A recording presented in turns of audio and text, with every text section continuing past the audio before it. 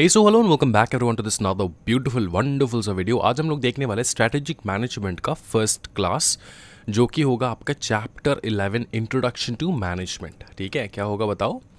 Chapter 11 strategic management का chapter 11 introduction to management. अच्छा, वैसे देखो, सब्जेक्ट ये एक प्रकार का सब्जेक्ट है। सब्जेक्ट को स्टार्ट करने से पहले मैं सबसे पहले आपको समझा देता हूँ कि सब्जेक्ट को कैसे लेकर चलना है। एक तो होता है कि पढ़ाई करना, दूसरा होता है कि इसको कैसे लेकर चलना है। सिंपल चीज़ मैं आपको बताता हूँ, क्योंकि ये आपका लास्ट अटेम्प्ट है और इस बार जो है ये लास्ट ही है। आप पढ़ रहे हो इसको, ज़िंदगी में और नहीं पढ़ने वाले हो, मतलब न्यू सिलेबस में ऐसा कुछ है नहीं ज़्यादा। तो स्ट्रैटेजिक मैनेजमेंट इस बार लास्ट है, इसको हम लोग अच्छे से करेंगे एक बार।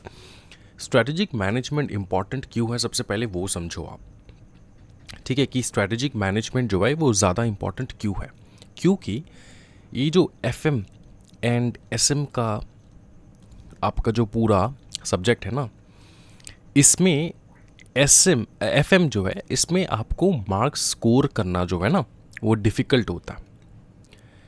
ठीक है, डिफ़िकल्ट होता है। क्यों डिफ़िकल्ट होता है? क्योंकि FM में आपको बहुत सारे प्रैक्टिकल्स मिल जाएंगे। SM जो है ना, ऑन दी अदर हैंड, ये पूरा जो है आपका थियोरेटिकल है, और ऐसा थियोरेटिकल है जो कि ईजिली आपको याद हो सकता है। इसमें ऐसे कंसेप्ट्स हैं ना जो आपको याद कर सकते हो आप, अगर मतलब थोड़ा यहाँ पे मेहनत करना होगा। ये कंपनी लॉ जैसा नहीं है कि बहुत ब्यूटीफुल एक के साथ एक रिलेटेड है और बहुत मज़ेदार चीज़ है। SM में हम लोग टोटल समझेंगे कि बिज़नेस का प्लान कैसे करना चाहिए। ठीक है, बिज़नेस का गोल क्या होना चाहिए, बिज़नेस में स्ट्रैटेजीज़ क्या है, बिज़नेस में एंटर करने में क्या क्या दिक्कतें आते हैं, एग्ज़िट करने में क्या क्या दिक्कतें आते हैं, और बहुत सारे मॉडल्स पढ़ने वाले कि बहुत सारे दिग्गज लोग जो है ना, उनने बिज़नेस किया, ट्राई किया है, उसके ऊपर में उन लोगों ने थ्योरीज़ भी लिखे बहुत सारे। तो वो थ्योरीज़ के बारे में भी हम लोग जानने वाले कि वो सारे थ्योरीज़ कौन से हैं, वो लोग क्या बताना चाहते हैं एंड ऑल दैट। ठीक है, वैसे तो मैं एक चीज़ बता दूं आपको, जब आप ओरिजिनल में लाइफ में कभी बिजनेस करने जाओगे तो थियोरेटिकली पकड़ लो आपको 20% जो है, 20 to 30% जो है थियोरेटिकली आपको हेल्प करेगा कि चलो ठीक है, मेरे को ये चीज़ करना होगा, अपॉर्चुनिटीज़ ये रहेंगे, उसके अलावा डिफ़िकल्टीज़ ये रहेंगे। ठीक है, एंड डिफ़िकल्टीज़ के समय पे क्या करना है नहीं करना है, ये सारा चीज़ जो है आपको यहाँ पे थियोरेटिकली समझ में आ जाएगा। लेकिन बाकी की जो 70-80% है वो आपको प्रैक्टिकली ही उतरने के बाद पता चलेगा। ठीक है, ये सारा चीज़ जो है हम लोग पढ़ने वाले। देखो, इसमें हम लोग नॉर्मली देखेंगे कि बहुत सारे दिग्गज लोग जो है ना, उन लोगों ने बिज़नेस ट्राई किया, उनको बहुत कुछ आइडिया आया, उसके बाद वो लोग बताना चाहते कि आप अगर बिज़नेस करोगे तो ये सारा चीज़ जो है फेस कर सकते हो। तो अच्छी बात है ना। बिज़नेस में दो प्रकार से हम लोग सीख सकते हैं। एक तो कि प्रैक्टिकली उतरने के बाद, फेस करने के बाद फिर हम लोग सीखें। ठीक है ना, प्रैक्टिकली उसमें क्या होता है, टाइम कंजम्पशन बहुत ज़्यादा होता है। एंड अगर थियोरेटिकली आपने एक बार समझ लिया तो आपको उसको, उस सिचुएशन को हैंडल करने का तरीका थोड़ा बहुत पता आ जाएगा। ठीक है, पता लग जाएगा कि मेरे को इस चीज़ को हैंडल कैसे करना है। तो इसलिए ऐसा बहुत इंपॉर्टेंट है स्ट्रैटेजिक मैनेजमेंट, स्ट्रैटेजीज़ बनाना किसी भी पर्टिकुलर सिचुएशंस में। क्या ये समझ में आ चुका है? Relating to business aspects. Now एक चीज़ समझ लो, जब एग्जामिनेशन में जाओगे एग्जामिनेशन देने, तब आपको सबसे पहले स्टार्ट करना है SM से। क्योंकि FM नहीं, क्योंकि FM में क्वेश्चंस ऐसे पूछेंगे आपका दिमाग का जो है, मतलब वो हो जाएगा खिचड़ी। ठीक है, इसलिए आपको SM से स्टार्ट करना है। SM का 30 मार्क कम से कम अच्छे से लेकर आओ। ठीक है, पूरा 30 लेकर आओ अच्छे से। उसके बाद आप आराम से यहाँ पे जो है ना, अगर यहाँ पर भी 30 लेकर आ रहे हो, 25 लेकर आ रहे हो, कम से कम 20 भी लेकर आ रहे हो, तब भी पास हो भाई मेरे, तब भी पास हो। चलो SM में पकड़ लो 25 लेकर आ चुके हो। ठीक है, चैप्टर्स भी कम है ना, चैप्टर्स कम है, इसमें फोकस कम करना होगा। तो SM में आपने 25 लाए एंड FM में आपने लाए 50 एग्रीगेट बन गया। समझ में आ रहा है? समझ में आ रहा है? तो इस प्रकार से प्लान करना है। पूरा टाइम FM के ऊपर नहीं डालना है, SM के ऊपर बहुत ज़्यादा टाइम डालना है, FM के ऊपर भी डालना है ऑब्वियसली, लेकिन SM जो है उसको बहुत ज़्यादा आपको इंपॉर्टेंस देना होगा। अगर SM आपका अच्छा है तो बाकी FM आपका अच्छा हो जाएगा, ऑटोमेटिकली आप क्लियर कर लोगे। एंड बिगर एस्पेक्ट में, बिगर गोल क्या है, बिगर लेवल पे अपने को सोचना है कि मेरे को एग्रीगेट लेकर आना है। ठीक है, ये मैंने प्लानिंग बता दी आपको कि कैसे आपको SM जो है वो प्लान करके चलना होगा। ये प्लानिंग मैंने आपको बता दिया, अब इसको इरेज कर देते। एक चीज़ मैं आपको समझाना चाहता हूँ, सुनो। देखो, इस पूरे चैप्टर में आपको बहुत सारे लोग मिलेंगे जो मैनेजमेंट के ऊपर बताएंगे, ठीक है। मैनेजमेंट के ऊपर इंट्रोडक्शन टू मैनेजमेंट है, मैनेजमेंट के ऊपर बहुत सारे लोग हैं जिन्होंने ज्ञान देकर रखा है और उस ज्ञान को अपने को एक्सेप्ट करना है, ठीक है। अब यहाँ पे समझ के चलेंगे हम लोग, लेकिन आप ना रिलेटेबल फील नहीं करोगे, ठीक है। आप ऐसा नहीं फील करोगे अच्छा रिलेटेबल है ऐसा जैसे कंपनी लॉ में हम लोग रिलेटेबल फील करते हैं ना, पकड़ लो यार कल आप डायरेक्टर बन चुके हो, पकड़ लो कल आप ये बन चुके हो, वो बन चुके हो, तो वहाँ पे मतलब रिलेटेड फील करते हो कि मैं अगर एक शेयर होल्डर हूँ तो क्या होगा, मेरे साथ कुछ गलत हुआ तो मैं क्या कर सकता हूँ, मेरे राइट्स क्या है, ये वो, ठीक है। लेकिन यहाँ पे क्या है कि यहाँ पे बहुत सारे ज्ञान है, ठीक है, कि अगर आप ये सारे चीज़ फेस कर रहे हो ज़िंदगी में, बिजनेस में, तो आप इन ज्ञान में से बहुत सारे ज्ञान जो है आप लगा सकते हो आपके बिजनेस में। तो ये यहाँ पे आपको रिलेटेबल चीज़ जो है थोड़ा कम मिलने वाला है, ठीक है। इसमें बहुत जो है आपको ना बहुत ध्यान देना होगा यहाँ पे एक चीज़ के ऊपर, कि आपको इसको मेमोराइज बहुत ज़्यादा करना होगा चीज़ों को, क्योंकि आप भूलते जाओगे। कोई भी चीज़ हम लोग पढ़ते हैं ना, अगर वो रिलेटेबल नहीं है ना तो भूल जाते हैं हम लोग बार बार। तो इसको एक बार ऐसे करके करना है कि आप भूलो नहीं, ठीक है। तो भूलोगे कैसे नहीं, बार बार इसको रिवाइज करना है। और आपको ऐसा लग सकता है कि सर ये तो याद ही नहीं हो रहा है, याद तभी होगा जब आप बार बार इसको देखोगे, पढ़ोगे, रिवाइज करोगे। सिंपल चीज़, इसका सिंपल फंडा है, सिंपल लॉजिक है, ठीक है। समझ में आ चुका है, कोई दिक्कत वाली बात नहीं। हम स्टार्ट करने वाले हम लोग चैप्टर बहुत अच्छी तरीके से। इसको जितना लंबा लगता है, अब क्या कर सकते हैं, बहुत जल्दी हम लोग कंप्लीट करने की कोशिश करेंगे चैप्टर्स को। ज़्यादा चैप्टर्स नहीं है, फटाफट करेंगे। चलो स्टार्ट करते हैं। सबसे पहले मैनेजमेंट। अच्छा, ये जो मैनेजमेंट है इसमें क्या बताया इन्होंने, एक बार यहाँ पर देख लेते हम लोग। एक सेकेंड, देखो क्या बताया। Management is a process containing a human element and makes most efficient use of resources. पहले ये समझ लो, मैनेजमेंट क्या है। मैनेजमेंट एक प्रोसेस है, इसमें क्या है, ये कंटेन करता है ह्यूमन एलिमेंट्स। अब ह्यूमन बींग्स क्या करते हैं, वो लोग वो इफिशिएंट, मोस्ट इफिशिएंट यूज करते हैं अपने पास जो उनके पास रिसोर्सेस है उनका, ठीक है। Efficient uses of the resources. Through कैसे करेंगे ये रिसोर्सेज को use, through and with people, क्योंकि मैनेज तो भैया पीपल के साथ होगा, अकेले तो नहीं कर सकते। For attaining defined organisational objective, और पीपल के साथ, ठीक है। देखो सबसे पहले मैनेजमेंट क्या है, एक प्रोसेस है। मैनेजमेंट क्या है सर, एक प्रोसेस है, एक प्रोसेस है, ठीक है। ये प्रोसेस कौन लेकर चलता है, हाँ जी, ह्यूमंस, ठीक है। इसमें ह्यूमन एलिमेंट है। इसको ना ऐसे चार्ट बना के करोगे ना तो याद रहेगा, ठीक है। और ह्यूमन एलिमेंट, ह्यूमन क्या करते हैं, मोस्ट इफिशिएंट यूज करते हैं, मोस्ट इफिशिएंट यूज करते हैं किस चीज का, यूज करते हैं अपने रिसोर्सेस का, ठीक है। और कैसे करेंगे रिसोर्सेस का यूज, थ्रो पीपल,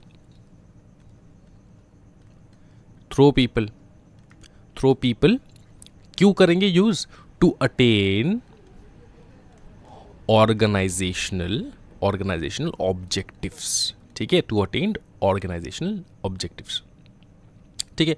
कैसे करेंगे ऑब्जेक्टिव को, by most economical and effective planning plus execution के तहत वो लोग इस पूरे प्रोसेस को अंजाम देगा, ठीक है। कौन, मैनेजमेंट। समझ में आ चुका है, कोई दिक्कत वाली बात नहीं सर, इसको तो इजी लग रहा है सर। हाँ, management is a process containing human elements, और जो ह्यूमन एलिमेंट्स क्या करेंगे, human elements and makes most efficient use of resources through and with people for attaining defined organisational objectives by most economical and effective planning and execution. Obviously जब आप planning करोगे तो बहुत सारे ऑप्शंस रहेंगे आपके पास, आपका जो सबसे आपको जो लग रहा है कि ये सबसे ज़्यादा इकोनॉमिकल चीज़ है, ये ज़्यादा इफेक्टिव प्लानिंग है, तो वही ना करोगे आप, फिर जाके आप एग्जीक्यूट करोगे इस चीज़ को। क्या ये समझ में आ रहा है, बताओ फटाफट, क्या ये समझ में आ रहा है, कोई दिक्कत वाली बात नहीं है। हाँ सर, यहाँ तक समझ में आ चुके सर, फटाफट करेंगे। Therefore, management can be viewed as a process of continuing and interrelated activities, concentrates on attaining organizational goals, focuses on working with and through humans and other organizational resources. समझ में आ चुका है, कोई दिक्कत वाली बात नहीं, आगे बढ़ेंगे हम लोग।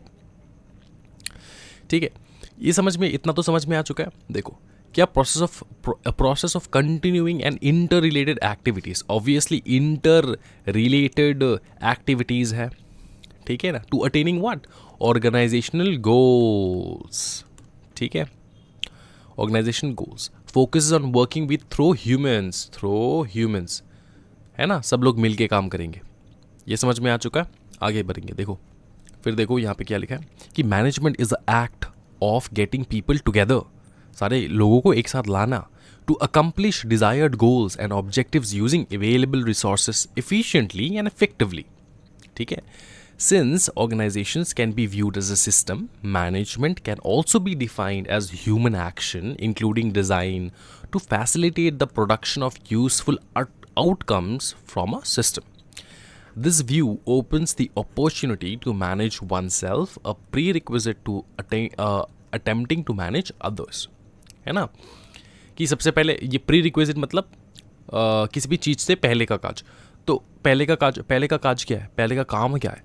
पहले का काम यह कि सबसे पहले तो खुद को मैनेज करना, उसके बाद जाके तुम बाद में अदर्स को मैनेज कर पाओगे, है ना। बाद में जाके पहले तो खुद को मैनेज करना, उसके बाद अदर्स को मैनेज कर पाओगे। तो ये क्या है, सेम चीज़ है, पीपल, ठीक है, coming together to accomplish what desire goals. एक गोल्स रहेगा, ऑब्जेक्टिव रहेगा ऑर्गेनाइजेशन का, और सिर्फ ऐसा नहीं कि साथ में मिलके काम कर दिया। अरे भाई इफेक्टिव, सबसे इफ़िशिएंट एंड इफेक्टिव जो वे है उसको ढूंढना होगा ऑर्गेनाइजेशन के लिए, है ना। तो ह्यूमन एक्शंस इंक्लूडिंग वो डिज़ाइन करता है कि कैसे ये चीज़ होगा, to facilitate the production of useful outcomes from a system. Now this view opens the opportunity to manage oneself, a prerequisite to attempting to manage others. उसके बाद देखेंगे हम लोग मैनेजमेंट फंक्शंस इंक्लूड, ये इंपॉर्टेंट है। अब मैं जहाँ जहाँ मैं बताऊँगा ना कि ये इंपॉर्टेंट है, तो मतलब भारी इंपॉर्टेंट है वो चीज़, ठीक है। मैनेजमेंट, देखो फटाफट, मैनेजमेंट फंक्शंस इंक्लूड, क्या इंक्लूड करता है, देखो अच्छे से, प्लानिंग, ठीक है, ऑर्गेनाइजिंग, स्टाफिंग, लीडिंग और directing and controlling and organisation. अब ये इंपॉर्टेंट क्यों है मैं आपको बताऊँ, एग्जामिनेशन में आने से ये आएगा बहुत अच्छे से, ठीक है, इसको बहुत अच्छे से कर लेना है। तो there are several different resources types within management. Management अगर मैं बोलूँ कि मैनेज करना है तो मैनेज क्या करे, अलग अलग टाइप्स है ना मैनेज करने का, बहुत कुछ है मैनेज करने का। सबसे पहला है ह्यूमन रिसोर्सेज, ठीक है, सबसे पहले क्या किसी को मैनेज करना है, ह्यूमन रिसोर्सेज को, ठीक है। फिर फिनेंशियल रिसोर्सेज को, पैसा, मनी, ठीक है।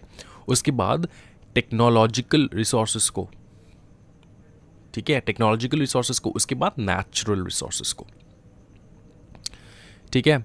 देयर सेवरल डिफरेंट रिसोर्सेज, ये रिसोर्सेज मैं एक्सप्लेन कर रहा हूँ, ठीक है, with in the management, okay. अब इस रिसोर्सेज को कैसे हम लोग एक्सप्लोर करेंगे वो हम लोग देखेंगे, है ना।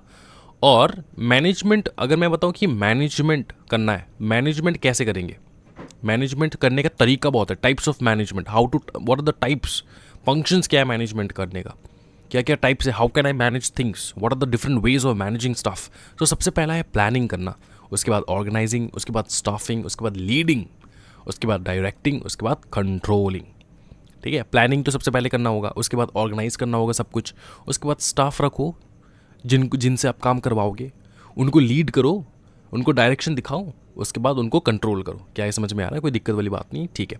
अब रिसोर्सेज का जो टाइप्स है वो मैंने यहाँ पे आपको एक्सप्लेन कर दिया कि मैनेज, अगर आपके पास रिसोर्सेज नहीं है तो आप मैनेज किसको करोगे। सबसे पहले मैनेज करते हम लोग किसको है, अगर रिसोर्सेज को मैनेज करेंगे ना तो मैनेज करोगे किसको, रिसोर्सेज को मैनेज करेंगे। तो there are several different resources types, तो रिसोर्सेज के बहुत अलग अलग टाइप्स होंगे, उनको मैनेज करना हो तो उनका रिसोर्सेज का कितने टाइप्स है। देखो ह्यूमन रिसोर्सेज मैंने यहाँ पे बता रखा है, ह्यूमन रिसोर्सेज, ये पिक्चर्स देख के, आर्ट देख के आपको पता लग जाएगा ह्यूमन रिसोर्सेज, और यहाँ पे है फाइनेंशियल रिसोर्सेज, उसके बाद technological resources, then the natural resources जो आपके पास है उसको मैनेज करना होगा। अब ये यहाँ पे ना आपको ना मतलब बता दिया कि ये चीज़ है। अब इनका एक्सप्लेनेशन आगे जाके मिलेगा, चैप्टर के आगे जाके एक्सप्लेनेशन मिलेगा। यहाँ से शुरू होगा थ्योरीज, मैंने जो बताया रखा है ना कि बहुत सारे दिग्गज लोगों ने बहुत सारे थ्योरीज दे रखा है, तो उन थ्योरीज़ के बारे में देखने वाले हम लोग। Theories on functions of management, क्या बताओ, theories on the functions of management, theories on the functions of management. तो इनमें से ये 1 2 3 4 5 6 7 8 8 जन है जिनका इंस्टीट्यूट के मटेरियल में मेंशन्ड है, तो उनका करेंगे हम लोग अच्छे से, ठीक है। एग्जामिनेशन में पूछ सकते वो लोग। और बहुत सारे बच्चे कहते हैं ना कि सर इसको पढ़ना कैसे है, मतलब इस सब्जेक्ट को पढ़ना कैसे। देखो ये क्योंकि ये MCQ है, क्योंकि ये MCQ है, तो आपको एक एडवांटेज ये है कि आप अगर समझ लोगे कि यार ये टेलर बंदा कहना क्या चाहता है, तो आप MCQ को आंसर कर पाओगे। समझने से हो जाता है। अगर आपका ये पूरा डिस्क्रिप्टिव रहता ना, तो आपको एक एक वर्ड याद करने की ज़रूरत होती, लेकिन यहाँ पर होगा नहीं, क्योंकि ये MCQ पेपर है। आपको आइडिया आ जाए कि टेलर क्या कहना चाहता है, तो आप आराम से लिख पाओगे, ठीक है। और इसका एक्यूरेसी कैसे मेंटेन करना है या फिर अचीव करना है कि ज़्यादा से ज़्यादा पॉजिटिव एक्यूरेसी हो, आप ज़्यादा से ज़्यादा MCQ प्रैक्टिस करो इनका, ठीक है। इनका ज़्यादा से ज़्यादा MCQ प्रैक्टिस करो। तो आपने तो अभी वीडियो देख रहे हो, इसका मतलब ये कि आपने लेक्चर ले रखा है रेगुलर क्लासेस, और अगर आपने लेक्चर ले रखा है तो आपका जो टेस्ट सीरीज़ है उसमें वो इंक्लूड हो जाता है, तो टेस्ट अच्छे से दे लेना है। इसके अलावा सर मेरे को बहुत और भी करना है, तो क्या कर सकते हैं, तो आप स्कैनर वगैरह जो है वो प्रैक्टिस कर सकते हो। इन सारे MCQ पेपर्स के लिए मैं एडवाइस कर देता हूँ कि चलो स्कैनर, प्रीवियस टर्म के पेपर्स, इनको सबको जो है ना अच्छे से करो। समझ में आ चुका है, कोई दिक्कत वाली बात नहीं है, ईजी है, निकल जाएगा, कोई टेंशन वाली बात नहीं है। अच्छा, ये कौन दिग्गज है सर, ये बताओ, ये सारे कौन लोग हैं, बताओ फटाफट सर। सबसे इंटरेस्टिंग बंदा, सबसे पहला बंदा हमारा है Frederick W. Taylor, scientific management theory. उनने बताया कि भैया उनने जो एग्जाम्पल दिया, थ्योरी सेट किया, वो साइंटिफिक मैनेजमेंट के ऊपर है, scientific ways of managing. Henri Fayol, ये है एडमिनिस्ट्रेटिव थ्योरी, उनने एडमिनिस्ट्रेटिव थ्योरी दिया। मैक्स वीबर, ब्यूरोक्रेटिक थ्योरी दिया। एल्टन मेयो, ठीक है, ये ह्यूमन रिलेशन थ्योरी दिया इन्होंने। लुडविग वॉन बर्टलेनेफी, ठीक है, बर्टलेनेफी कह सकते हो आप इसको, मैं तो लुडविग कहता हूँ, ठीक है। सिस्टम थ्योरी दिया उन्होंने। फिर डॉगलस ने बताया कि theory based on different types of workers. George R Terry ने क्या बताया कि proposed principle of management. Last में है हैरोल्ड साइरल, ठीक है, इनने बताया systems and contingency analysis of management functions, ठीक है, इन्हें इसके ऊपर बात किया। तो अलग अलग थ्योरीज है, आप देख पा रहे हो कि यहाँ पे अलग अलग लोगों ने अलग अलग थ्योरीज दिया है। तो इससे आप डिफरेंशिएट कर पाओगे कि साइंटिफिक थ्योरी क्या है, एडमिनिस्ट्रेटिव थ्योरी क्या है, ब्यूरोक्रेटिक थ्योरी क्या है, ह्यूमन रिलेशन थ्योरी क्या है, सिस्टम थ्योरी क्या है, डिफरेंट टाइप्स ऑफ वर्कर्स के बारे में बताया, प्रिंसिपल ऑफ मैनेजमेंट के बारे में बताया, and system and contingency analysis of management function, इसके बारे में भी हम लोग देखेंगे। तो धीरे धीरे देखेंगे, आराम से, कोई टेंशन वाली बात नहीं है। इंसान को अच्छे से देख लो भैया। मैंने बहुत अच्छे तरीके से इंस्टीट्यूट के मटेरियल भी दे सकते थे ये लोग, लेकिन दिया नहीं, उनने पैसा बचाया प्रिंट आउट का। मैं कंजूस नहीं हूँ, मैंने पूरा फोटो दे रखा कि भैया ये FW टेलर दिखता कैसा है, ये बता दो। FW Taylor propose scientific management theory. तो ये है भाई साहब अपने FW टेलर। इनने क्या बताया कि वेर वेरियस वेज, ठीक है, Taylor propose scientific management theory were various ways were devise to determine the most efficient and effective ways to get task done, ठीक है।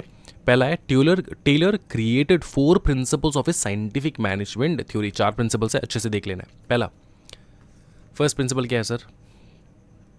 फर्स्ट प्रिंसिपल है each task should be studied to determine the most efficient way to do the task, ठीक है। Rule of thumb should be replaced by scientific analysis of work, ठीक है। एक होता है कि थंब रूल, ठीक है, इसका यही रूल है, थंब रूल कहते हैं ना हम लोग। तो उसको रिप्लेस कर देंगे हम लोग। किससे रिप्लेस करेंगे? साइंटिफिक एनालिसिस ऑफ वर्क से। साइंटिफिक एनालिसिस ऑफ वर्क क्या होता है कि सबसे पहले आप स्टडी करो, ठीक है, वो जो काम, जो टास्क है उसको स्टडी करो। Each task should be study to determine, देख रहे हो ना, each task should be study to determine, ठीक है। उसको स्टडी करो सबसे पहले, उसके बाद देखो कि उसको करने का सबसे इफ़िशिएंट वे क्या है। अब बहुत सारे बच्चे कहेंगे सर ये तो अपने को पता है सर, कोई काम करना है तो उसको तो हम लोग एनालिसिस करेंगे ना, उसके बाद ना जाके हम लोग डिसाइड करेंगे। तो हाँ, टेलर भैया ने भी यही कहा, बोले कि नहीं बच्चों लोग, ये ह्यूमन साइकोलॉजी मेरे को समझ में आता है, आप लोग के दिमाग में भी है, लेकिन मैं लिख के जा रहा हूँ सो दैट आप लोग को पढ़ना होगा मेरा बात, और मेरा नाम फेमस हो जाएगा। तो बंदे ने क्या किया, बताया कि किसी भी काम को करने से पहले सबसे पहले उसको स्टडी कर लो। बहुत सारे लोग ऐसे होते हैं ना कि यार मेरे को आता है, मैं कर लूँगा यार, कोई दिक्कत वाली बात नहीं, स्टडी वडी कुछ नहीं किया, नॉर्मली जा चुका है काम करने के लिए। तो उनके लिए ये बात है कि कोई भी काम करना चाहते हो आप, उसको स्टडी करो सबसे पहले, ठीक है। उसके बाद क्या बताया कि there should be a complete harmony between workers and management towards each other, both should realise the importance of each other and aim to increase profit of the organisation. ये एक जनरल एडवाइस है। Scientific management theory में उन्होंने बताया कि भैया workers जो है ना वो एक साथ एकजुट होकर काम करना होगा, एंड वर्कर्स एंड मैनेजमेंट को एक साथ काम करना होगा, और सारे वर्कर्स एंड मैनेजमेंट को दोनों को उस दिशा में काम करना होगा जिस दिशा में कंपनी का ज़्यादा से ज़्यादा प्रॉफिट हो, ठीक है। ये सेकंड में बताया। थर्ड में बताया कि workers should be monitored closely to ensure they only follow the best working practices. ये इंपॉर्टेंट है, बहुत इंपॉर्टेंट है। हम लोग ना इग्नोरेंट है बहुत ज़्यादा, ये जो ह्यूमन स्पीसीज़ है ना ये बहुत इग्नोरेंट है, ये कोई भी चीज़ को ना इग्नोर कर देते हैं, ठीक है। मतलब ज़्यादा दिल पे नहीं लेते हैं, ज़्यादा सीरियस नहीं रहते हैं, लेकिन दिल पे लेना, सीरियस होना बहुत इंपॉर्टेंट है। वो लोग कह रहे हैं कि कोई भी वर्कर, तुम लोग काम करवा रहे हो ना वर्कर से, तो आपको क्लोजली मॉनिटर करना है कि वो काम उसी प्रकार से तो कर रहा है जिस प्रकार से मैंने बता रखा है, जिस प्रकार से करना चाहिए, जो बेस्ट वर्किंग प्रैक्टिस है उसी से तो ही कर रहा है वो। अगर उस हिसाब से वो नहीं कर रहा है, उस हिसाब से वो काम नहीं कर रहा है जिस हिसाब से उसको करना चाहिए, तो डिले होगा, बहुत कुछ हो सकता है, डिले होगा, काम परफेक्ट नहीं होगा, ठीक है। जो आपका फिनिश गुड है वो प्रॉपरली नहीं जाएगा, तो ऑर्गेनाइजेशन का प्रॉफिट नहीं होगा। तो हमेशा बोल रहा है ये टेलर भैया, बहुत स्ट्रिक्ट है, बोले कि भैया हमने जिस प्रकार से बता रखा है उस प्रकार से तुमको काम करना होगा, सिंपल चीज़। उसके बाद बताया fourth, managers should spend time training employees and planning for future needs. Maximizing efficiency is a great idea, but the major flaw in the theory is to de-emphasis on teamwork. इसका मतलब क्या है मैं आपको समझाता हूँ, सुनो। ये जो लाइन है ना ये अलग है, ठीक है। ये फोर्थ वाला पॉइंट यहाँ पे ख़त्म होता है, ठीक है। और ये लास्ट वाला जो लाइन है ना इसको अलग से पढ़ना है।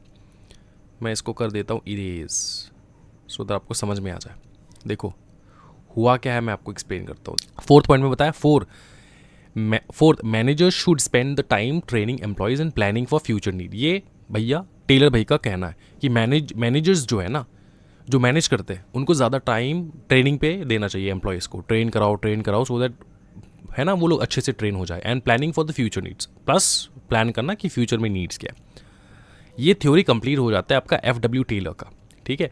अब इस एफ.डब्ल्यू. टेलर की थ्योरी में लास्ट में लिखा है कि थ्योरी में एक डिफेक्टिव चीज़ है। क्या डिफेक्ट है कि इफ़िशियंसी मैक्सिमाइज करना बहुत अच्छी बात है, ग्रेट आइडिया है, बट मेजर फ्लॉ जो इस थ्योरी में है ना कि is to deemphasis on team work. यहाँ पे टीम वर्क के बारे में कुछ नहीं बताया। टीम वर्क एक चीज़ होता है, टीम वर्क एक वो काम होता है जिसको आपको फोकस करना होता है, तो वो है। डी एम्फेसिस का मतलब होता है, एम्फेसिस मतलब इंपॉर्टेंस देना, डी एम्फेसिस का मतलब होता है कि कम इंपॉर्टेंस देना। तो द मेजर फ्लो है जो है इस थ्योरी में इज टू डी एम्फेसिस, कम इंपॉर्टेंस देना, टीम वर्क। ये एक फ्लो है एफ.डब्ल्यू. टेलर का। समझ में आ चुका है? आगे बढ़ेंगे हम लोग। समझ में आएगा, कोई दिक्कत वाली बात नहीं है सर, बहुत ईजी है। उसके बाद हेनरी फियोल, ठीक है। हेनरी फियोल का देखेंगे हम लोग। ये भाई साहब कितना बढ़िया, ठीक है। तो भाई साहब ने क्या बताया, Henri Fayol proposed the following 14 principles of management. अच्छे से देख लेना, 14 प्रिंसिपल्स ऑफ मैनेजमेंट, ठीक है। अगर आपको पूरा याद नहीं आ रहा ना, क्या याद करना है कि आपको कम से कम हेडिंग याद कर लेना है, सो दैट एमसीक्यू है ना, कुछ भी पूछ सकता है। 14 प्रिंसिपल्स में से 14 नंबर वाला पूछ लिए तो आपको ये मैं कह नहीं सकता कि 8 पढ़ लो। ये थ्योरी तो है नहीं, ये आपका डिस्क्रिप्टिव तो है नहीं, तो आप डिस्क्राइब तो नहीं करोगे इसको एमसीक्यू है। तो इसलिए आपको क्या करना होगा कि पूरा यहाँ से पूरा ही कर लेना होगा। तो हेनरी फियोल भैया क्या कहते हैं, डिवीजन ऑफ वर्क। हेडिंग पढ़ लो सबसे पहले, डिवीजन ऑफ वर्क। ऑथोरिटी के बारे में बताया, डिसिप्लिन के बारे में बताया, यूनिटी ऑफ कमांड के बारे में बताया, यूनिटी ऑफ कमांड के बारे में बताया। क्या बताया, यूनिटी ऑफ कमांड। उसके बाद यूनिटी ऑफ डायरेक्शन। उसके बाद सबॉर्डिनेशन ऑफ इंडिविजुअल इंटरेस्ट। फिर से बताओ, बताया कि सबॉर्डिनेशन ऑफ इंडिविजुअल इंटरेस्ट, फिर रेम्यूनरेशन, फिर सेंट्रलाइजेशन, फिर स्क्लेयर चेन, फिर ऑर्डर, फिर आपका है यहाँ पे इक्विटी आएगा, ठीक है, ये एक पॉइंट है इक्विटी, फिर stability of tenure of personal, ठीक है। ये 14 पॉइंट्स है जो आपको देख लेना होगा। एक बार मैं यहाँ से करवा देता हूँ फटाफट। तो फ्योल भैया कहते हैं कि डिवीजन ऑफ वर्क के बारे में क्या बताया फ्योल ने बताया कि employee should have complementary skill set that allow them to specialise in certain areas, this will increase efficiency. तो कंप्लीमेंट्री स्किल सेट होना होगा, ऐसा नहीं होना चाहिए कि एम्प्लॉय जो है सिर्फ एक ही काम आता है उसको 1 2 3 4 सब काम आना चाहिए। अगर ऐसा आ रहा है तो जाके अच्छी बात है। तो इसको रिक्वायरमेंट जो जब आप एम्प्लॉय को जो है हायर करोगे तो देख लोगे कि एम्प्लॉय जो है उनको कंप्लीमेंट्री स्किल्स आता है कि नहीं, ठीक है। डिवीजन ऑफ वर्क, ठीक है, दिस विल इंक्रीज एफिशिएंसी। उसके बाद है ऑथोरिटी में पता है management needs authority to give employees order, this authority must be agreed upon, however authority and responsibility must go together. इसका मतलब क्या, सिंपल चीज़ बताया, मतलब यहाँ पे एक भाषण दे रहे हैं वो लोग मतलब फ्योल भैया कह रहे हैं, बड़े भाई के नाते कह रहे हैं कि देखो ऑथोरिटी होना बहुत ज़रूरी है, ठीक है। मैनेजमेंट को ऑथोरिटी होना होगा, और ये ऑथोरिटी होने से मतलब ये मुंह जवानी नहीं होना चाहिए कि सिर्फ ऑथोरिटी जो है बोल दे रहे कि हाँ आपके पास ऑथोरिटी है। ऑथोरिटी जो है अग्री होना चाहिए, आपके एम्प्लॉयज़ और आपके मैनेजर्स दोनों के बीच में अग्रीमेंट होना चाहिए कि चलो ठीक है मैनेजर्स के पास ऐसे ऐसे ऑथोरिटी है। और सिर्फ ऑथोरिटी देने से काम खत्म नहीं होता, वहाँ पे रिस्पॉन्सिबिलिटी भी आता है। However authority and responsibility must go together. Discipline के बारे में बताया, डिसिप्लिन के बारे में क्या बताया, डिसिप्लिन के बारे में बताया this gets to the idea of employees listening to command and being disciplined in getting work done. If a manager sets a deadline and employee should have the discipline to meet it. तो आपको ये भी focus होना होगा कि आपके employees जो है वो डिसिप्लिन्ड है कि नहीं, आपने जो काम दिया है वो टाइम पे हो रहा है कि नहीं, ये चीज़, ठीक है। डिसिप्लिन में होना चाहिए। Unity of command, there has to be a unity command for each employee should be under the command of only one boss. तो सिंपली देखो, जैसे हम लोग कॉर्पोरेट में, ठीक है, ये ऐसे टीम्स में डिवाइडर होता है, यहाँ पे 5 जन, यहाँ पे 6 जन, यहाँ पे 7 जन, यहाँ पे 5 जन पकड़ लो, और टीम का एक जो है हेड होता है, ठीक है ना, अलग अलग टीम का अलग अलग हेड होता है। तो एक ही हेड का जो है ना, वो लोग डायरेक्शन लेते हैं। वो ये टीम ए है, ये टीम बी है, टीम बी का बॉस जो है मतलब हेड जो है वो आके टीम ए को कोई भी काम नहीं करवा सकता, ठीक है। वो उसको बात करना होगा टीम ए के हेड के साथ, समझ में आ रहा है ऐसे। तो एक ही बॉस का डायरेक्शन मानोगे, अलग अलग बॉसेस का डायरेक्शन मानोगे ना, तो क्या हो जाएगा कि स्कैटर्ड हो जाएगा। एक बॉस एक का चीज़ कहेगा, दूसरा बॉस दूसरा चीज़ कहेगा। तो हम लोग पर कह रहे हैं 14 प्रिंसिपल्स ऑफ मैनेजमेंट। अब मैनेजमेंट में मैनेज करने के लिए एक ही बॉस होना ज़रूरी है, ठीक है। आपका बहुत बड़ा ऑर्गेनाइजेशन है तो अलग अलग ग्रुप्स में डिवाइड कर दो, उनका एक हेड रख दो, और सारे हेड को कहो कि एक ही बॉस के अंडर बॉस को जाके रिपोर्ट करे। एक ही बॉस, सारे हेड्स आके एक ही बॉस को रिपोर्ट करेंगे। समझ में आ चुका है। फिर है देखो unity of direction, team should be striving for common goals. पूरे टीम का कॉमन गोल होना होगा। ऐसा नहीं होना चाहिए कि सारी टीम, इस टीम का अलग गोल है, उस टीम का अलग गोल। कॉमन गोल क्या होता है? कॉमन ऑब्जेक्टिव है कि भैया ये जो मंथली मीट्स है, मंथली जो आपके टारगेट्स है उसको अचीव करना है। And obviously by the end of the year, by the end of the month, by the end of the day also सारे कोशिश करेंगे ऑर्गेनाइजेशन का बेटरमेंट हो। एक कॉमन गोल है उसको अचीव करना, ठीक है। उसके बाद subordination of individual interest, the team comes before the individual, ठीक है। Subordination of individual interest, the team comes before the individual. जैसे मैंने बताया कि यहाँ पे अलग अलग टीम है, ठीक है ना, अलग अलग टीम है, तो इस बात का ध्यान रखना कि टीम का इंटरेस्ट में जो होगा वही होगा, ठीक है। टीम को जो चाहिए पसंद वही होगा, इंडिविजुअल इंटरेस्ट यहाँ पे काम नहीं करेगा। रेम्यूनरेशन के बारे में बताया कि there are monetary and non monetary versions of remuneration, both are needed to motivate employees. आप सिर्फ पैसा दे दिए हो गया, ऐसा नहीं, थोड़ा मालिक बना दो ना उनको, थोड़ा शेयर्स वगैरह दे दो, ठीक है। वो लोग काम करेंगे कि चलो यार मैं ज़्यादा काम करूँगा तो मेरा पैसा ज़्यादा बढ़ेगा, मेरा स्टॉक ज़्यादा बढ़ेगा एंड ऑल दिस स्टफ, है ना। तो ऑर्गेनाइजेशन का भी बेटर होगा, मेरा भी बेटर होगा, फ्यूचर बढ़ेगा। तो वही है। तो रेम्यूनरेशन 2 प्रकार के हो सकते हैं, मॉनिटरी नॉन मॉनिटरी, दोनों ज़रूरी है। Centralisation, there should be a balance between decision making power, employee should be closer to decision making process, ठीक है। Employees should be closer to decision making process का मतलब ये होता है कि कोई भी डिसीजन बनाने के टाइम पे you have to also see कि एम्प्लॉयज़ जो है वो लोग जाने कि हम लोग ये डिसीजंस क्यों ले रहे हैं, ठीक है, और ये इम्पॉर्टेंट क्यों है, ठीक है। तो डिसीजन लेना पावर तो एम्प्लॉयज़ के पास नहीं होता है, वो तो होते हैं मैनेजर्स के पास। अब मैनेजर्स जो है कम्युनिकेट करना होगा एम्प्लॉयज़ के साथ, है ना, डिसीजन मेकिंग प्रोसेस के नियर नियर रहेगा ना। अगर उनको पता होगा कि चलो अच्छा इसके लिए ये डिसीजन लिया जा रहा है एंड साहब तो बहुत अच्छे हैं, मेरे से बात कर रहे हैं, उन्होंने बता रहे हैं कि चलो ये करने से ऐसा ऐसा होगा, ये बात है, ठीक है, ठीक है। उसके बाद है स्क्लेर चेन। इसका मतलब ये होता है कि एक हायरकियल स्ट्रक्चर होना चाहिए, इसके एक के ऊपर एक, एक के ऊपर एक, एक के ऊपर एक, और इसको ये जो चीज़ है ना, ये एम्प्लॉयज़ को पता होना चाहिए कि चलो मेरे ऊपर ये है, इसके ऊपर ये है, इसके ऊपर ये है। अगर ये हायरकियल स्ट्रक्चर जो है वो रहेगा तो एम्प्लॉयज़ को पता तो होना चाहिए and should be known to the employees, है ना, कि मेरे ऊपर ये, इसको सबसे सबसे ऊपर वो है। वो इससे क्या होगा कि चलो उनको पता लगेगा कि चलो मैं किसको रिपोर्ट कर रहा हूँ, वो किसको रिपोर्ट कर रहे हैं, फाइनली जाके सब कुछ कहाँ पे जाके एंड हो रहा है ना, कहाँ से ऑर्डर्स आ रहे हैं वगैरह वगैरह। फिर ऑर्डर देखो, this refers mostly to cleanliness and organisation within a work space, ठीक है। Equity, employee should be treated well, ठीक है। इक्विटी का मतलब वो स्टॉक्स वाला इक्विटी नहीं, यहाँ पे इक्विटी का मतलब होता है कि एम्प्लॉयज़ को अच्छे से रखो। फिर है stability to of tenure of personnel. This principle suggests that businesses should try to limit turnover and keep employees, ठीक है, employees around as they accumulate knowledge and improve. Proper personnel planning should be given priority. इसका मतलब ये कि employees को निकालते जाओ, ले ओवर करते जाओ, ऐसा नहीं होना चाहिए। एम्प्लॉयज़ के ऊपर आपने बहुत टाइम स्पेंड किया है, उनको पता, उनको नॉलेज स्किल वगैरह जो है सिखाया है, तो उनको जो है ना अच्छे से रखो, रखना सीखो। ऐसा नहीं होना चाहिए एम्प्लॉयज़ को मतलब कुछ भी हो गया एम्प्लॉय को निकाल दो, ऐसा नहीं होना चाहिए। उसको करेक्ट करने का मौका दो एंड ऑल दैट स्टफ, ठीक है। उसको सीधा सीधा उसको निकाल दिए तो भैया तुम्हारा ही लॉस है, तुमको फिर से दोबारा एक इंसान को बैठ के जो है उसको सिखाना होगा, उसको ट्रेनिंग देना होगा, तो बहुत पैसा खर्चा होगा, है ना। लास्ट में दो है, जो है इनिशिएटिव एंड स्पिरिट डिकॉप्स। इसका मतलब मैं समझाता हूँ। इनिशिएटिव मतलब employee should share ideas and be rewarded for innovative thinking and taking on new task, ठीक है ना। एम्प्लॉयज़ अगर इनोवेशन दिखा रहा है, आइडियाज़ दे रहा है, तो उनको रिवॉर्ड भी देना चाहिए, ठीक है। स्पिरिट डिकॉप्स का मतलब होता है एम्प्लॉय मॉरल मैटर्स।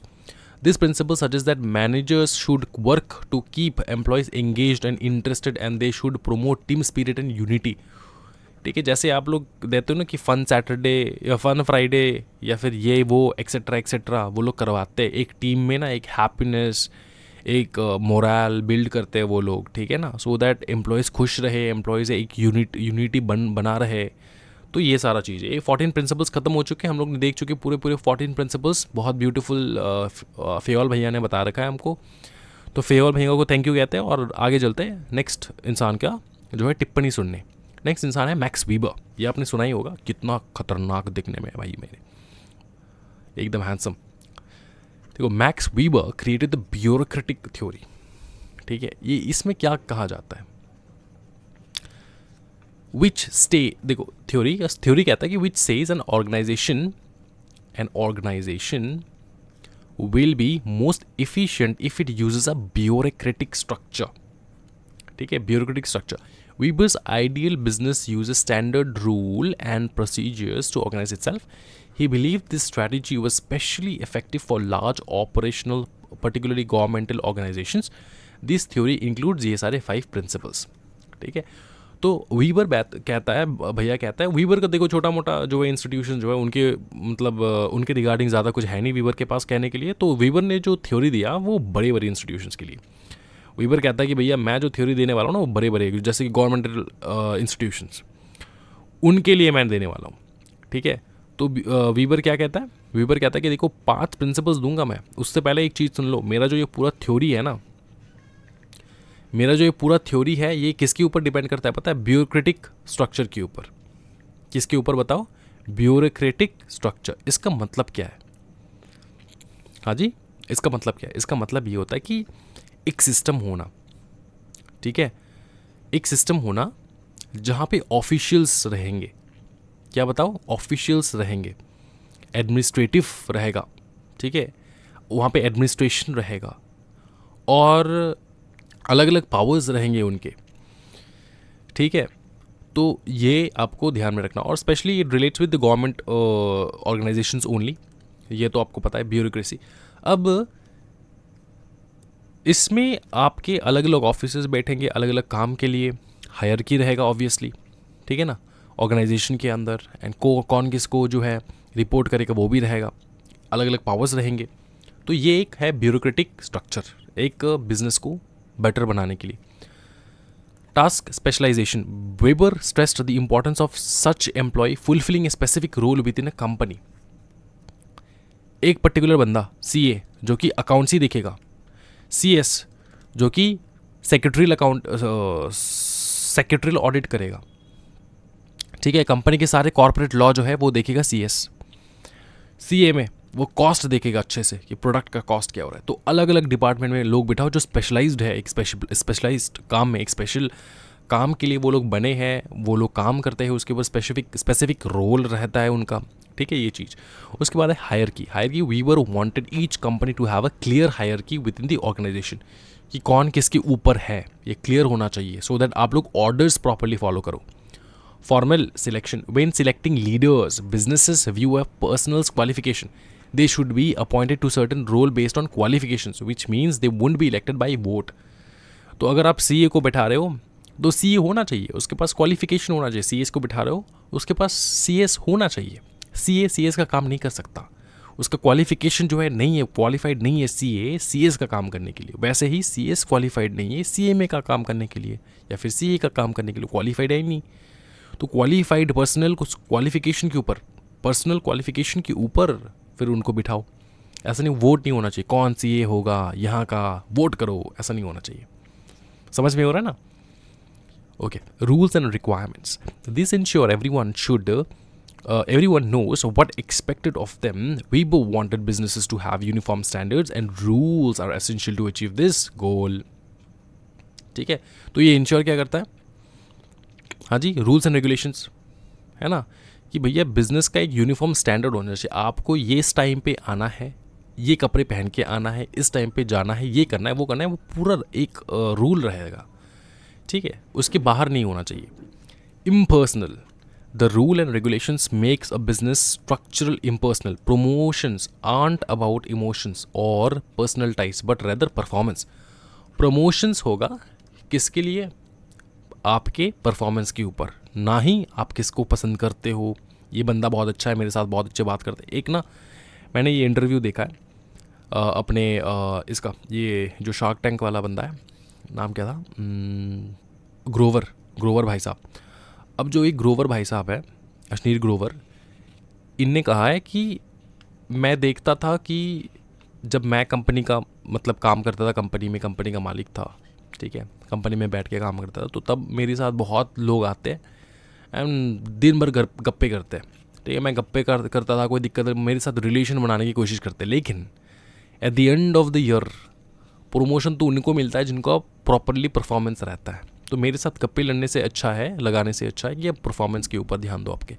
तो ये होना बहुत ज़रूरी है, ठीक है। ये पर्सनल इमोशंस के ऊपर प्रमोशंस नहीं मिलना चाहिए कि आप बहुत अच्छे हो, आपको मिलता है ट्रॉफी, आपको मिलता है प्रमोशन, ऐसा नहीं होना चाहिए। आपका परफॉर्मेंस कैसा है, आपने काम कैसे किया, उसके ऊपर आपको मिलना चाहिए पूरा प्रॉपर। समझ में आ चुका? कोई दिक्कत वाली बात नहीं है। तो ये पूरा टिप्पणी जो है ये वीबर भाई साहब ने बताया है। अब हम लोग आगे बढ़ेंगे, देखेंगे human relations theory by Elton Mayo. Elton Mayo क्या कहता है, देखो अच्छे से, भाई साहब बहुत बुजुर्ग है, कहते हैं ह्यूमन रिलेशन बहुत इंपॉर्टेंट है, ठीक है। तो देखो यहाँ पे क्या बताया, अरे यार एक सेकेंड, देखो human relation theory emphasis relationships, importance देता है रिलेशनशिप के ऊपर। Mayo conducted a series of experiments known as Hawthorne experiments which focused on the study of behavior of people at work. Mayo believed the productivity increases when people feel like they are part of the team and valued by their co-workers. ठीक है, तो human relation बहुत important है।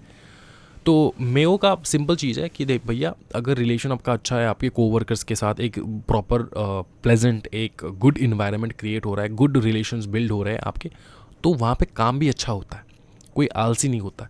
Important features of human relation theory are this, ठीक है।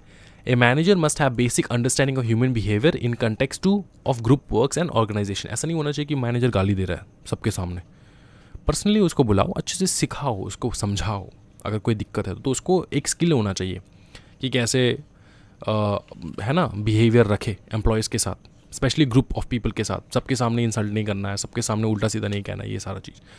The informal groups have significant influence और morale and productivity of works. कुछ होते हैं फॉर्मल ग्रुप्स, कुछ होते हैं इनफॉर्मल ग्रुप्स। तो informal groups have significant influence on morale and productivity of works. तो ऐसे है कि देखो बहुत सारे लोग जो होते हैं ना वो अलग अलग होते हैं ग्रुप में, लेकिन अलग अलग टीम मेंबर्स के साथ भी बहुत ज़्यादा घुलते हैं, मिलते हैं एंड ऑल दैट स्टफ, ठीक है। तो वो भी एक इन्फ्लुएंस, उनका एक मॉरल जो है ना, वो लोग बात करते हैं कि वहाँ पे क्या होना चाहिए, नहीं होना चाहिए, है ना। तो उनके अंडरस्टैंडिंग भी प्रॉपर्ली होना चाहिए, सो दैट सारी टीम का प्रोडक्टिविटी अच्छा हो। क्या ही समझ में आ रहा है, कोई दिक्कत वाली बात नहीं। उसके बाद है workers are motivated not only by money alone but total work situation, कि अगर यार वहाँ पे रिकग्नाइजेशन मिल रहा है, पार्टिसिपेशन करने के लिए मौका मिल रहा है, तो जाके वो मोटिवेटेड रहता है कि यार काम करने में मज़ा आ रहा है, ऐसा नहीं कि सिर्फ पैसा फेंको। Study of management must draw concepts and principles of behavior science like psychology, sociology and the human relations। ठीक, इतना ही है। उसके बाद तो ये वाला है यहाँ पे, इतना याद रखो कि the study of management must draw concepts and principles of behavioural science like psychology and sociology, ठीक है, कि बिहेवियर है, ह्यूमन बिहेवियर्स क्या होते हैं, कैसे बात करना चाहिए, कैसे नहीं करना चाहिए, ये सारा चीज़। तो मेयो का टोटल ये है कि भैया वर्क इन्वायरमेंट में ऐसा माहौल पैदा करो जहाँ पे सब लोग एक दूसरे के साथ अच्छे से बात कर रहे हैं, एक इन्वायरमेंट है, एक प्रोडक्टिव इन्वायरमेंट है, रिकग्नाइजेशन मिल रहा है जिसको जो अच्छा कर रहा है, पार्टिसिपेशन करने का मौका मिल रहा है, सब लोग प्रॉपर तरीके से काम कर रहे हैं, ठीक है। समझ में आ चुका है। लास्ट लाइन बोलता है कि the human relation theory emphasis praises and team work as a motivational factor. अगर सब लोग टीम वर्क में काम कर रहे हैं तो मोटिवेट रहते हैं कि चलो यार कल तो मेरा टीम बहुत बढ़िया है, कल मेरी टीम मतलब जो है कल जाऊंगा सुबह टीम के साथ काम करूंगा, बहुत मज़ेदार टीम है, तो ऐसा होना चाहिए, ठीक है। समझ में आ चुका है। ये मेयो का एक मोटिवेशनल फैक्टर होता है। उसके बाद देखेंगे हम लोग सिस्टम थ्योरी बाय लुडविग, उसके बाद देखेंगे XY थ्योरी बाय डॉगलस, उसके बाद देखेंगे जॉर्ज आर टेरी, उसके बाद लास्ट एक बार देखेंगे हम लोग हेरल्ड एंड साइरिल का थ्योरी, ठीक है। ये हम लोग देखेंगे आराम से, कोई दिक्कत वाली बात नहीं है। बस यही है आज का क्लास, इसमें ख़त्म हो जाएगा, ठीक है। यहाँ तक करेंगे हम लोग, उसके बाद ख़त्म हो जाएगा, क्योंकि एक दिन में बहुत कुछ नहीं फीड करने वाला मैं, बहुत कुछ फीड कर देता हूँ भूल जाओगे। सिस्टम थ्योरी बाय लुडविग क्या कहता है, लुडविग क्या कहता है, देखो लुडविग बहुत अच्छी बात करता है। देखो लुडविग कह रहा है, सुन भाई मेरे, the system theory of management believes that each business is an open system, ठीक है, much like a living organism. An open system interacts with its environment by way of inputs, throughputs, and outputs. There are exchanges of energy, money, matters, people, informations with external environment. ठीक है, तो एक management जो है वो क्या है बताओ। हाँ जी, मैनेजमेंट के लिए क्या बता रहे हैं कि system of management believes that ये जो बिजनेस है एक ओपन सिस्टम है जहाँ पे एक लिविंग ऑर्गेनिज्म है, लिविंग ऑर्गेनिज्म के साथ कंपेयर कर रहा है भाई मेरे लुडविग भाई साहब जो है ना, ये लिविंग ऑर्गेनिज्म के साथ जो है कंपेयर कर रहा है कि एक ओपन सिस्टम है, एक इन्वायरमेंट है, यहाँ पे इनपुट आउटपुट थ्रूपुट के ज़रिए जो हम लोग इंटरैक्ट करते हैं। समझ में आ रहा है। There are exchanges of energy, money, matters, people, information, external behaviour with external environment. अच्छा, यहाँ पे एनर्जी भी है, ठीक है, मनी भी है, मैटर भी है, पीपल भी है, इंफॉर्मेशंस भी है, जो कि एक्सटर्नल इन्वायरमेंट के लिए काम करता है, ठीक है। ये है सिस्टम थ्योरी बाय लुडविग, ठीक है, इतना याद रख सकते हो आप। ओपन सिस्टम, देखो एग्जामिनेशन में अगर पूछ लेना तो पूछेगा लिविंग ऑर्गेनिज्म, एक ये जो बिजनेस है एक लिविंग ऑर्गेनिज्म है, किसने बताया बताओ, ठीक है, लुडविग है, तो टिक कर देना। इसी प्रकार से फिर है XY theory by Douglas. Douglas क्या कहता है, देखो डॉगलस क्या कहता है, देखो फटाफट XY थ्योरी बाय डॉगलस। देखो, the XY theory of management assumes that there are two different types of workers. Theory X worker lack ambition and drive and need to be ordered around by bosses to do anything. And theory Y workers on the other hand enjoy work and strive for self fulfillment. Sir इतना ही है क्या? हाँ, आपके जो material है ना institute का, उसमें इतना ही है। तो एक्स वाई थ्योरी का मतलब दो प्रकार के एम्प्लॉयज़ होते हैं, एक्स एंड वाई। एक्स जो है इसके एक्स एम्प्लॉय ऐसा है ना जो बार बार इसको काम करवाना पड़ता है, काम करवाना करता है, बोल बोल के बोल बोल के बोल बोल के। वाई ऐसा है कि जो इनिशिएटिव लेके काम करता है। समझ में आ चुका है? ये है भाई X Y theory by Douglas. Next है आपके जॉर्ज आर टेरी। क्या कहता है? The subject became a matter of interest for various theorists and which resulted in analysis of the functions of management from various viewpoints, and many more ideas emerged which deviated only to some extent from Fayol. मतलब Fayol के theory से inspire हुआ है। Fayol's core functions of management. George R. Terry wrote a book, Principle of Management, in the year 1968 and elaborated his viewpoint. तो यहाँ पे सिर्फ एक important चीज़ है कि The Principle of Management का book किसने लिखा है। अगर ये पूछा तो आपको लिख देना है, बताओ, जॉर्ज आर टेरी। ठीक है, जॉर्ज आर टेरी। समझ में आ चुका है? क्या कहता है? Terry believe that there are existed 4 core functions of management. ठीक है, each function addressing a specific problem issue of management must solve. The question of fundamental functions and the resulting actions are outlined in the below table. कि 4 functions है, 4 प्रकार के questions है, और questions क्या है अच्छे से देखो। सबसे पहले क्वेश्चन है कि व्हाट इज द नीड, इसका फंक्शन क्या है। अगर अपने को पता करना है कि नीड क्या है तो फंक्शन है प्लानिंग करना, और इसका result objective, goals, policies, procedures and methods. ठीक है, रिजल्ट ऐसे निकलता है। ठीक है, ऑब्जेक्टिव्स को अचीव करना। प्लानिंग किस चीज़ का करे? आपका objective, goals, policies, procedure, methods, उसका प्लानिंग करो। और क्वेश्चन क्या है? What is the need, need क्या है? नीड है प्लानिंग का। फिर है where should action take place and who should do the work. Answer है ऑर्गेनाइजिंग करना है, आपको ऑर्गेनाइज करना है। कि वर्क डिवीजन, क्या ऑर्गेनाइज करना है? वर्क डिवीजन, कि कौन क्या काम करेगा, अलग अलग डिवाइड कर दो, डिवीजन बना दो। Work assignment and authority utilisation, अलग अलग अथॉरिटी बनाओ, अलग अलग डिवीजन बनाओ, काम करवाओ। अगर आपका क्वेश्चन है कि कौन काम करेगा तो ऑर्गेनाइज करो भाई, ये बंदा ये काम करेगा, मैं ये काम करूँगा, वो काम करेगा। समझ में आ चुका है? नेक्स्ट क्वेश्चन है why and how should group members perform there task. Bye directing, activating. अब देखो ग्रुप मेंबर्स कैसे काम करेगा। ग्रुप अगर है तो वहाँ पे एक लीडर होना चाहिए, तो लीडरशिप ज़रूरी है, कम्युनिकेशन ज़रूरी है, डेवलपमेंट एंड इंसेंटिव ज़रूरी है। ग्रुप में अगर काम करे तो जो सबसे ज़्यादा अच्छा काम करे उसको इंसेंटिव दो।